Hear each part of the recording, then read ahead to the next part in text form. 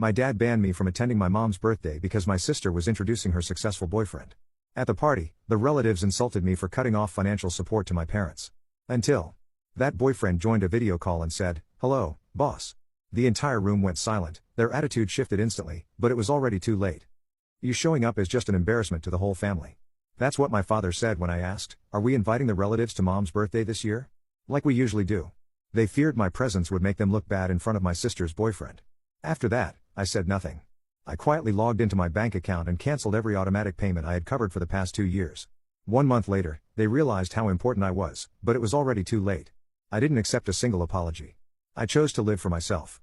Follow my story. Maybe you'll see yourself in it. Hello, I'm Nolan. I'm 30 years old and live in a small town about a 40-minute drive from Seattle.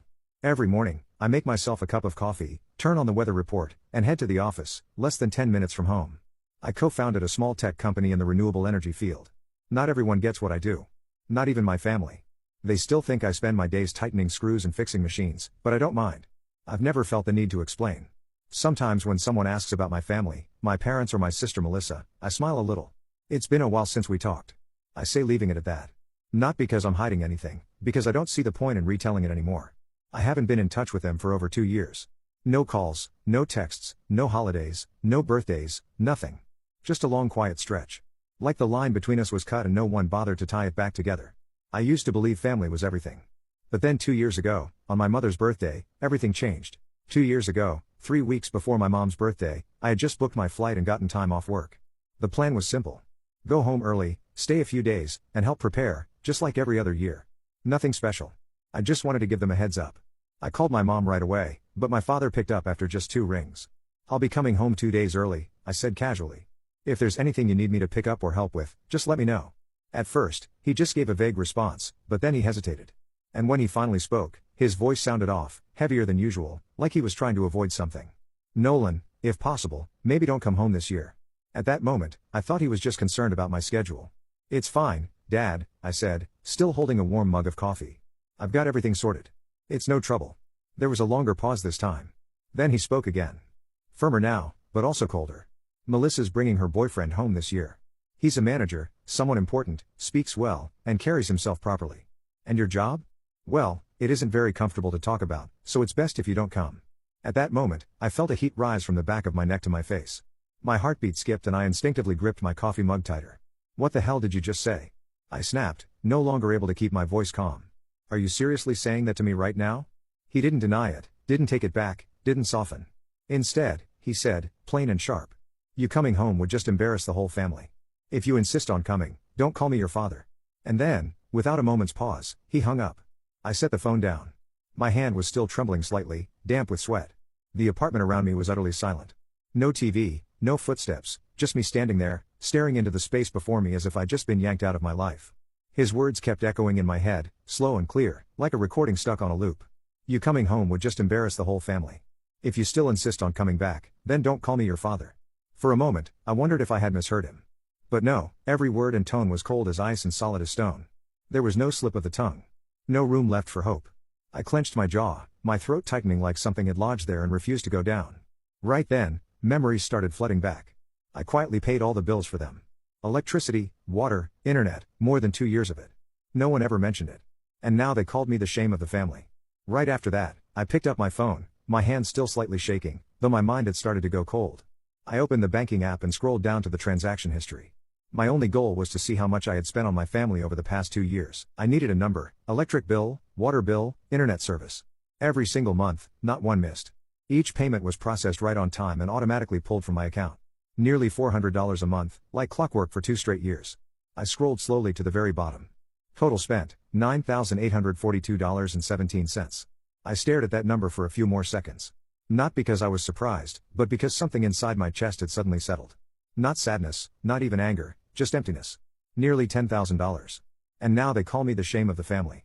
As I stared at the long list of bank transactions, a question quietly surfaced. One that in 30 years no one in my family had ever asked. Has Melissa ever done as much for our parents as I have? It wasn't jealousy. I wasn't looking for credit. It was just, if I'm considered the shame of the family, then who exactly is that standard being measured against? I had paid nearly $10,000 in living expenses for them silently without asking for anything in return, without ever bringing it up. And has she ever had to sacrifice anything? Ever asked if they needed help? Or did she show up, smile pretty, and leave an impression in a lovely dress? With a successful boyfriend in her arms? I wasn't asking to keep score. I was asking because for the first time, I realized something. In this family, fairness was never part of the equation. I'd gotten used to standing on the sidelines since I was a kid. In family photos, I was usually the one partly hidden behind someone else or caught at the edge of the frame.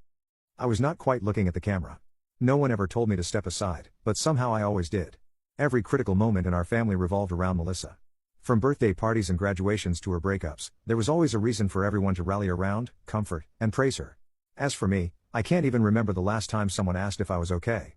Melissa is 2 years older than me, but the actual gap between us was never about age. She was the hope, the child with a future, the one our parents talked about with pride when the relatives came over.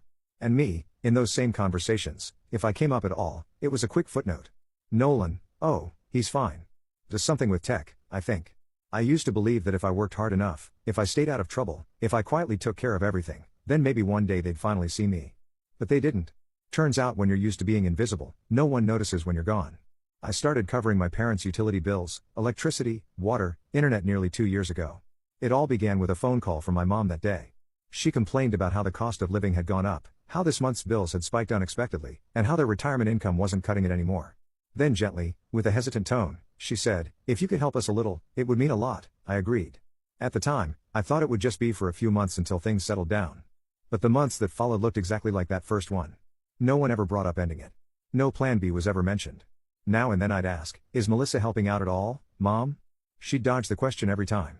Sometimes she'd say, "Just help us this month. Your sister will pitch in next time."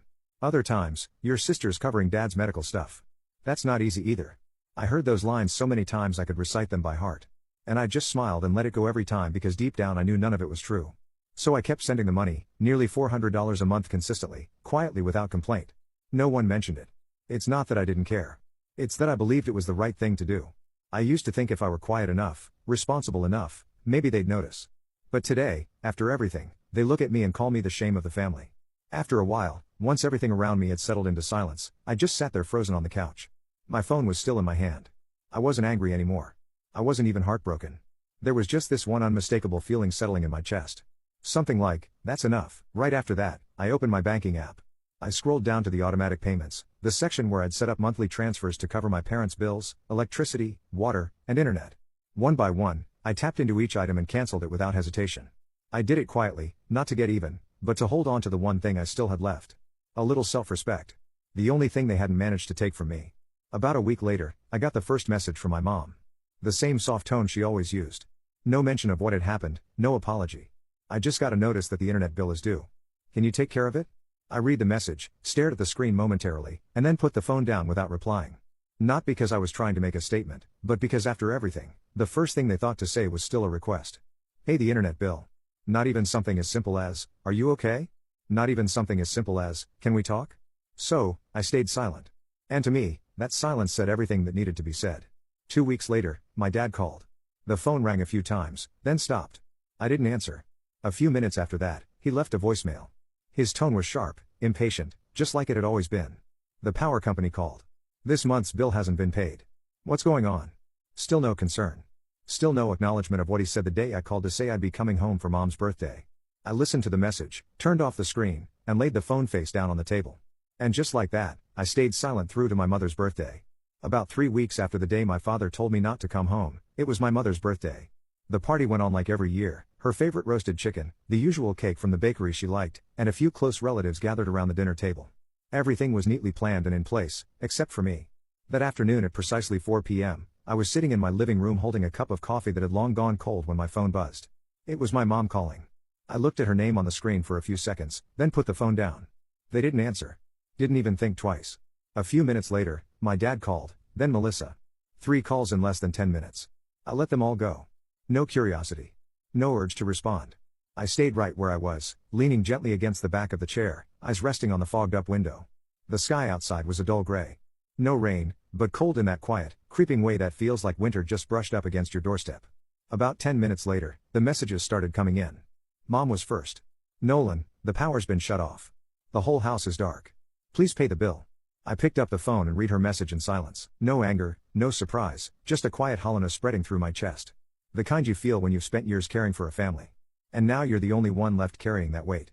Then my dad, no water, we can't cook. Handle it now. Then Melissa, internet's down. Guests are arriving.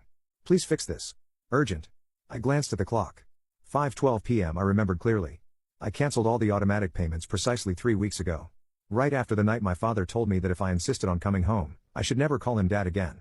And now, in the middle of the birthday party, they told me not to attend. Everything started shutting down.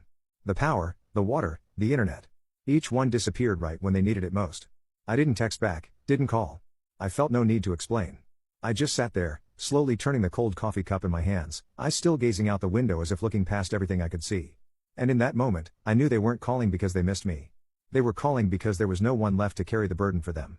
By around 6 o'clock in the evening, my phone started buzzing again, non-stop this time. But it wasn't my parents or Melissa anymore. It was the relatives, the ones who only show up on holidays but somehow feel entitled to pass judgment. The messages came in waves. Some called me disrespectful. One said outright, "You embarrassed your mother in front of the whole family." Another, more subtle, but just as cutting, "Your sister was right. People like you shouldn't show up on a happy day." I read through each message, not bothering to reply. Not because silence meant agreement, but because I'd long stopped trying to explain myself to people who always chose the louder crowd over what was right. I was about to set the phone down when the screen lit up again. It was Aunt Lauren, the only person in the family who still held a bit of trust in me. She was calling on video through an old app only she and I still used because we were the only ones who ever cared enough to look each other in the eye when it mattered. I hesitated for a moment, then answered on the second ring. The first thing that came into view was her face, slightly blurred by the yellow glow from the kitchen behind her, a place I used to know like the back of my hand. Every crack on the wall, every squeaky cabinet. But tonight, the room felt different. There were clinks of silverware, awkward laughter, and scattered small talk floating in the background. She looked at me through the screen, her eyes soft but worried. "You're not going to pay it, Nolan." Her voice wasn't accusatory, just light, like she was trying to figure out what was happening. I looked into her eyes, and when I finally spoke, my voice was slow, like I was dragging up something I had buried for too long. "You know, Auntie, it was Dad who told me not to come. He said if I still insisted on showing up, I shouldn't call him my father anymore." She went quiet. Her gaze shifted as if she were scanning the room behind her. And right then, the call descended into chaos. I heard my mother's voice, more evident now, cutting through the noise. "Tell him I'm ashamed of him on this day of all days. How could he do this?" Then my father, sharp and loud. "It's not that serious. It's just paying a few bills.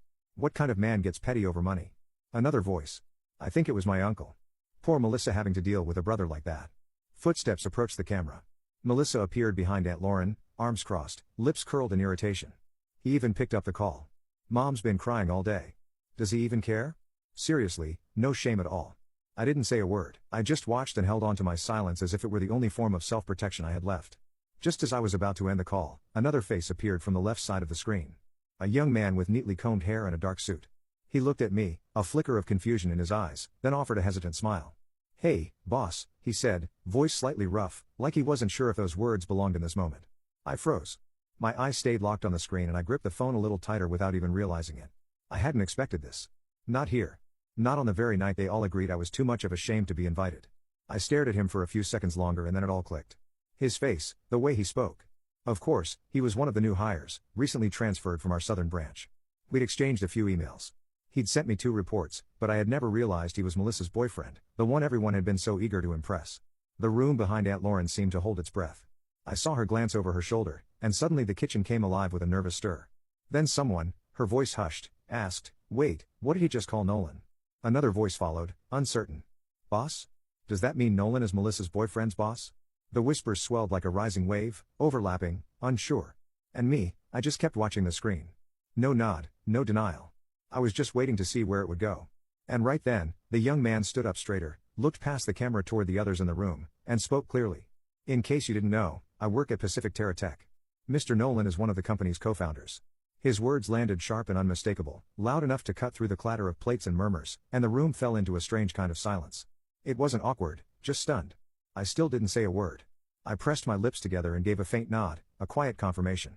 He turned back to the screen, eyes a little wide, and I said calmly, evenly, like the words had been waiting. "Hope your big introduction goes perfectly." Then I hung up. That night, I slept soundly.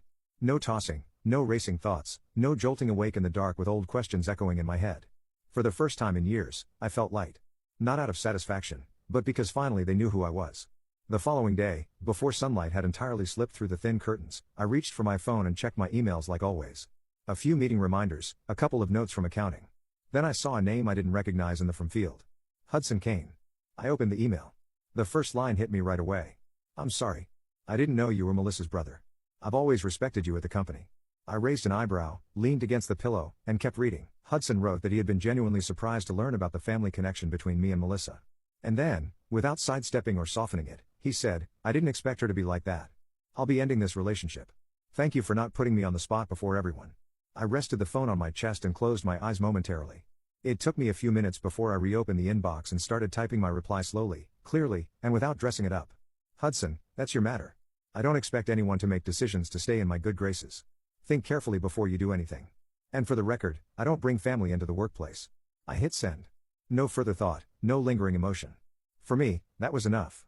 Some things, once they're clear, I don't need anything else. Around 10 a.m., just as I was wrapping up a meeting with the department heads and gathering my notes, my phone buzzed in my pocket. I pulled it out and saw the name Melissa, my sister. I stared at it for a few seconds, then hit decline.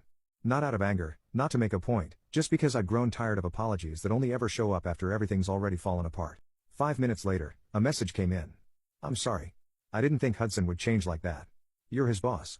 If you said something, I'm sure he'd listen. Please talk to him. Ask him to come back to me." After reading it, I approached the hallway window and leaned against the glass. I reread the message and then I typed my reply. Not long, not short, just enough for her to understand. "Hudson didn't leave because I told him to. He left because of how you live, how you treat people, how you look down on what you don't understand, and how you always assume that with a soft enough voice, you can steer anyone." I hit send, slipped the phone back into my pocket, and returned to my desk. But less than a minute later, another message came through. "I know I messed up this time. I mean it. I'll change. Please believe me. Just this once." I didn't respond. I read it. Sat with it for a moment. But nothing stirred inside me. Not because I didn't care, but because I finally understood. Sometimes the distance between two people isn't in the apology. It's in when the apology comes. I quietly deleted the message, left nothing behind, and turned back to the life that was still actually happening. A week later, on a Friday afternoon, just as I stepped back into the house from the garage, I froze right there on the porch. My parents were standing at the front door, each holding a small suitcase, faces drawn with fatigue from a long flight. I didn't ask why they were here, because if they had flown all the way out to see me, it wasn't just a casual visit. I opened the door and let them in. No tension, no forced politeness, just a simple decision. I didn't want to have that conversation outside with the wind picking up along the porch. We sat in the living room. The tea on the table was still steaming. My father spoke first. He apologized with a tone calmer than usual. My mother added to it. Said they'd thought things over. Maybe they had gone too far. That things should have never gotten to this point. I stayed silent, didn't interrupt, just listened to see if this apology was indeed the end of something or just the beginning of something else. And as I had expected, my father's tone shifted. "We're family, Nolan. And family helps each other. We raised you, sent you to school. Everything you have now. A part of it comes from us. Right?" I looked at him. My expression didn't change, but my posture straightened just slightly. Then my mother spoke, her voice soft. It's like she was saying something completely reasonable. "If you could maybe send us about $2,000 a month, just a little support. It's not much for someone like you." I looked at the two people sitting in my living room.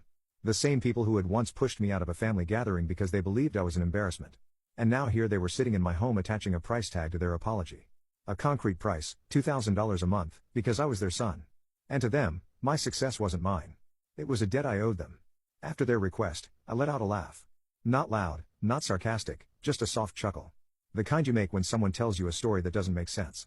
I looked at my parents. Their eyes were fixed on me, waiting. I'm almost sure I would nod in agreement, but I wasn't angry. I had come too far to be rattled by things like this. I leaned back into the chair, voice steady and clear. "What about Melissa? How much will she be contributing each month?" The room seemed to pause at that. The air tightened. My father glanced at my mother. She responded slowly, voice dropping just slightly. "Your sister's job, it's still unstable. And the breakup with Hudson has taken a toll on her." I nodded gently, not surprised. The same old reasons wrapped in words that sounded empathetic, but they were just deflections. I lifted my gaze, looked directly at them, and replied, "If she agrees to support you with $2,000 a month, I'll do the same. No more, no less." They didn't say a word, just stared at me as if trying to figure out whether I was serious. I continued calmly. "Or if you want me to carry the full amount, I'll need something in writing, a legal agreement, confirming that after you both pass, the house will belong to me in full." I sat still after that. No pressure, no further explanation, just waiting to see how they'd respond now that for the first time I was the one setting the terms for something they had always assumed was just my duty. As soon as I finished speaking, the room sank into a heavy, dense silence. Then suddenly, my father shot to his feet. He slammed his palm down on the wooden table, causing the teacup to tip over, its contents spilling down the edge. His voice roared through the room, chest rising and falling with fury. You're setting conditions for your parents? We raised you for over 20 years, and now you want to nickel and dime us like this? What kind of life are you living? Huh? He was shouting so loud.